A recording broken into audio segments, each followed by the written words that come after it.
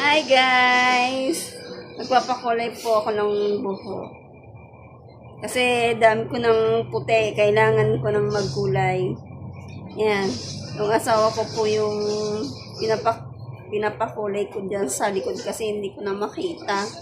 Nahihirapan ako. Naggamit ko lang salamin.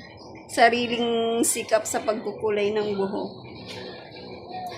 Yan, kaya sabi ko sa kanya, kulayan niya yung likod ng buhok ko. Likod ng ulo.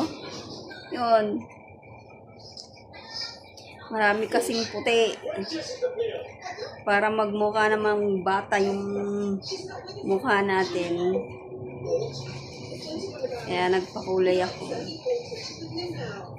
Sariling sikap sa pagkukulay. Pagdating sa sarili, tipid. Titipid tayo. Suklayin mo yan. Pares kami hindi marunong magkulay. Importante makulayan lang yung puti. Kasi masyado nang kita. Lolang-lola na sa puti.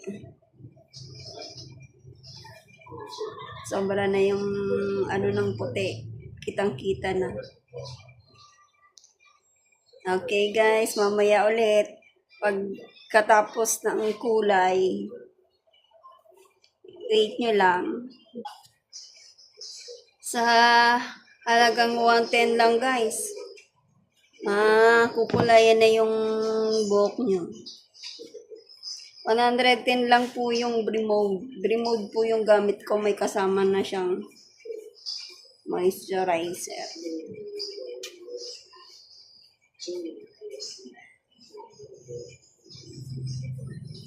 At least matatakpan na yung puti natin dyan.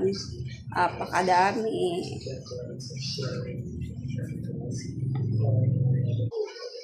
Yung gusto magpakulay dyan, mga ate, mga kuya, yung mga asawa nyo na lang pagkulayin nyo ng buhok para makatipid.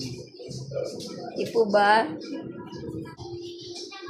Guys, hindi na po ako pumunta ng parlor kasi sayang lang yung pagpapakulay ko sa parlor. Kaya yung asawa ko na lang po yung nagpakulay ako sa asawa ko kasi papaparlor ako, magkano bayad?